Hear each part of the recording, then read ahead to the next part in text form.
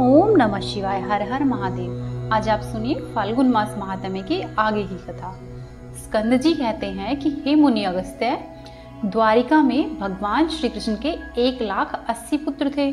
वे सभी सूर्य के समान तेजस्वी, अत्यंत सुंदर, महाबलवान, शास्त्र विद्या और शास्त्रों के अतिशय ज्ञाता तथा अत्यंत ही सुलक्षण थे। उन सब में सांब सबसे अधिक गुणवान थे। उन्होंने काशी में आकर सूर्यदेव की आराधना की और एक कुंड बनवाया। जो भी मनुष्य रविवार को सांब कुंड में स्नान करके सांब आदित्य की पूजा करता है वह रोगों से पीड़ित नहीं होता है। भगवान विश्वनाथ से पश्चिम दिशा में महात्मा सांब ने यहाँ पर शुभ देने वाली सूर्य मूर्ति की भलीभांति आराधना की। हे महामते, सांबादित्य का पूजन और नमस्कार करके जो भी 8 बार उसकी परिक्रमा करता है वह पाप रहित हो जाता है। फिर स्कंद जी कहते हैं कि अब मैं द्रौपदी आदित्य का परिचय दूंगा। द्रौपदादित्य भक्तों को सिद्धि प्रदान करने वाले हैं, अतः उनका भलीभांति सेवन करना चाहिए। एक समय की बात है, 5 पांडव अपने भाइयों के द्वारा उपस्थित की हुई बड़ी ही भारी विपत्ति में पड़कर वनवासी हो गए। पांचाल देश के राजा द्रुपद की कन्या द्रौपदी उनकी धर्मपत्नी थी। उसने अपने पतियों के दुख से संतप्त होकर सूर्य भगवान की आराधना की। इससे प्रसन्न होकर भगवान सूर्य ने द्रौपदी को करछुल और ढक्कन के साथ एक अक्षय पात्र दिया और इस प्रकार से कहा कि हे महाभागे, इस पात्र से जितने भी अन्न की इच्छा रखने वाले लोग खाएंगे वे सभी तृप्ति को प्राप्त होंगे। ऐसा तभी तक होगा जब तक तुम भोजन नहीं कर लोगी। तुम्हारे भोजन कर लेने पर यह पात्र खाली हो जाएगा। यह रसीले व्यंजनों की निधि है और इच्छा के अनुसार भोजन देने वाला है। जो मनुष्य भगवान विश्वनाथ के दक्षिण भाग में तुम्हारे सम्मुख स्थित हुए मुझे द्रौपदादित्य की आराधना करेगा, उसे भूख की पीड़ा नष्ट हो जाएगी। धर्मप्रिय द्रौपदी, काशी में तुम्हारे दर्शन से रोग और भूख प्यास का भय नहीं होगा। इस प्रकार वरदान देकर सूर्यदेव भगवान शंकर जी की आराधना में लग गए। जो भी मनुष्य द्रौपदी के द्वारा आराधित भगवान सूर्य की कथा का भक्ति पूर्वक श्रवण करता है उसका पाप नष्ट हो जाता है। फिर स्कंद मुनि कहते हैं कि हे मुनि अगस्त्य, पूर्व काल में त्रिभुवन विख्यात पंचगंगा तीर्थ में भगवान सूर्य ने अत्यंत ही उग्र तपस्या की। गभस्तीश्वर नामक महालिंग और भक्तों को मंगल देने वाली मंगला नामक महागौरी देवी की स्थापना करके सूर्यदेव ने उनकी आराधना की और भगवान सूर्य के तीव्र तप के तेज से पूरा जगत दग्ध हो उठा।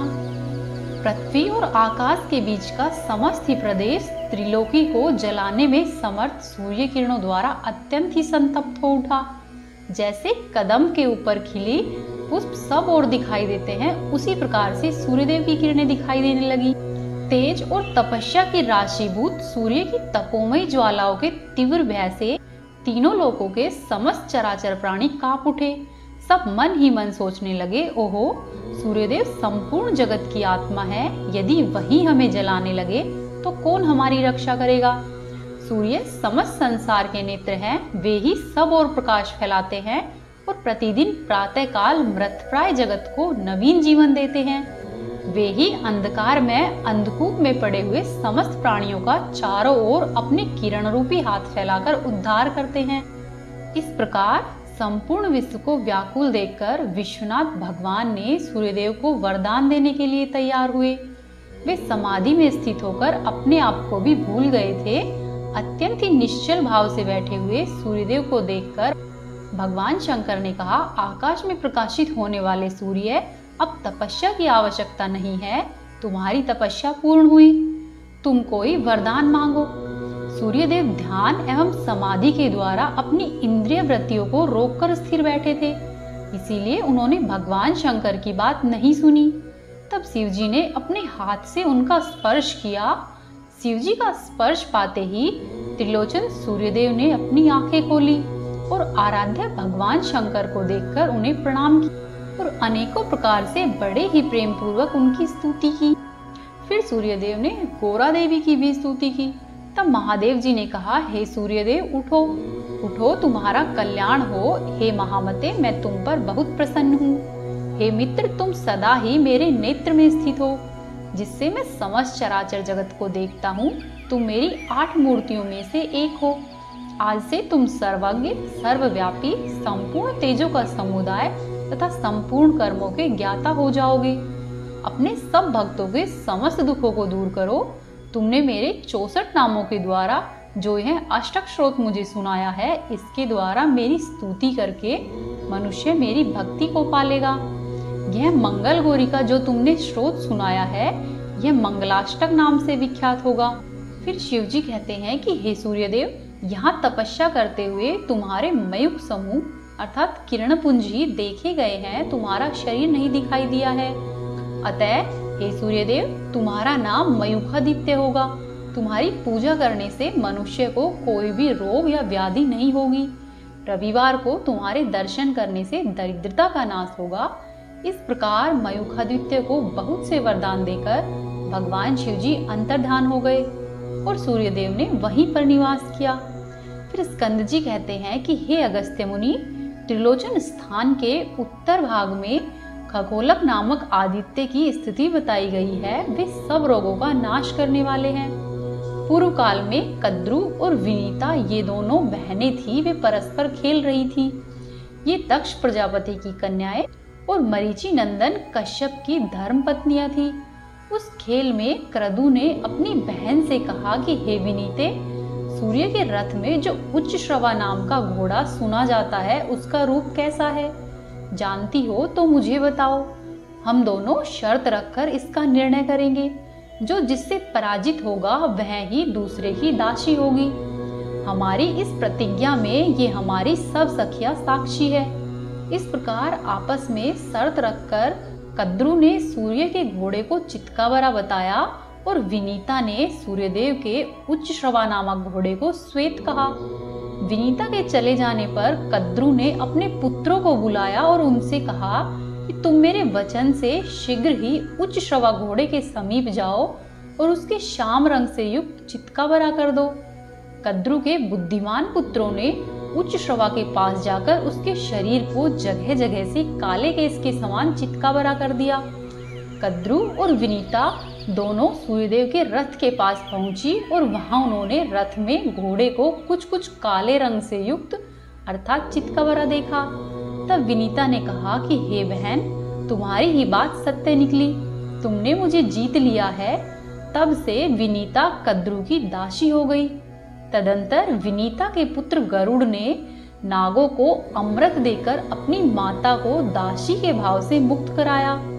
दासी के भाव से छुटकारा मिलने पर विनीता ने गरुड़ से कहा कि बेटा, मैं दास जनित दुष्कृत्य को दूर करने के लिए काशीपुरी में जाऊंगी।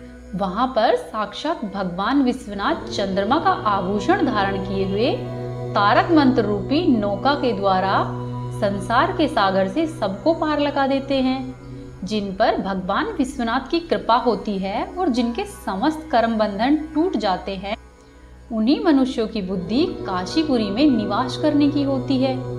समस्त पाप धुल जाने के कारण जिनका मन काशी की नगरी में निवास करने के लिए उत्सुक होता है, वे ही इस संसार में वस्तुतः मनुष्य है। दूसरे लोग तो मनुष्य के रूप में पशु ही है। माता की यह बात सुनकर गरुड़ ने नमस्कार करके कहा कि हे माता, मैं भी भगवान शिव से सम्मानित काशी की नगरी का दर्शन करने के लिए चलूंगा। तत्पश्चात माता की आज्ञा पाकर पक्षीराज गरुड़ उन्हीं के साथ क्षण भर में मोक्षभूमि वाराणसी नगरी में पहुंचे। वहां पर दोनों ने बड़ी ही भारी तपस्या की। अविचल इंद्रियों वाले पक्षीराज गरुड़ ने शिवलिंग की स्थापना की और विनीता ने खगोलक नामक आदित्य को स्थापित किया। थोड़े ही दिन में उन दोनों की तीव्र तपस्या से काशी में भगवान शंकर और सूर्यदेव दोनों ही प्रसन्न हो गए।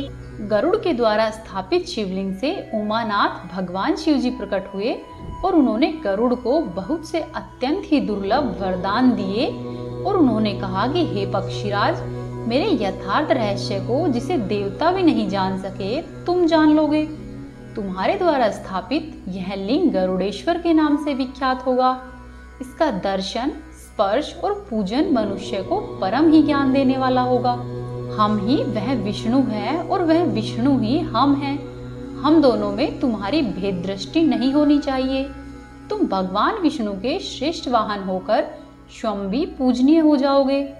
अपने भक्त गरुड़ को इस प्रकार से वरदान देकर भगवान शंकर वहां से अंतर्धान हो गए और गरुड़ जी भी भगवान विष्णु के वाहन होकर भूमंडल में सबके लिए पूजनीय हो गए। उसके बाद एक दिन तपस्या में संलग्न हुई विनीता को देखकर शिवजी के ही दूसरे रूप खगोलादित्य नामक सूर्यदेव प्रकट हुए और उन्होंने विनीता को शिव ज्ञान से युक्त पापनाशक वरदान दिया। वरदान देकर वे काशी में ही रह गए और विनीतादित्य के नाम से प्रसिद्ध हुए।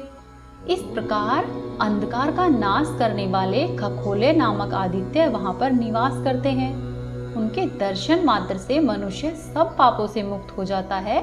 काशी के पिलपिला तीर्थ में भगवान खगोलादित्य का दर्शन करने से मनुष्य क्षण भर में ही निरोग हो जाता है और मनोवांछित वस्तुओं को प्राप्त करता है। बोलो उमापति शंकर भगवान की जय। इससे आगे की कथा आप सुनेंगे कल के अध्याय में। यदि आपको आज की कथा पसंद आई तो वीडियो को लाइक करें, चैनल को सब्सक्राइब करें, वीडियो को शेयर करें। ओम नमः शिवाय। हर हर महादेव।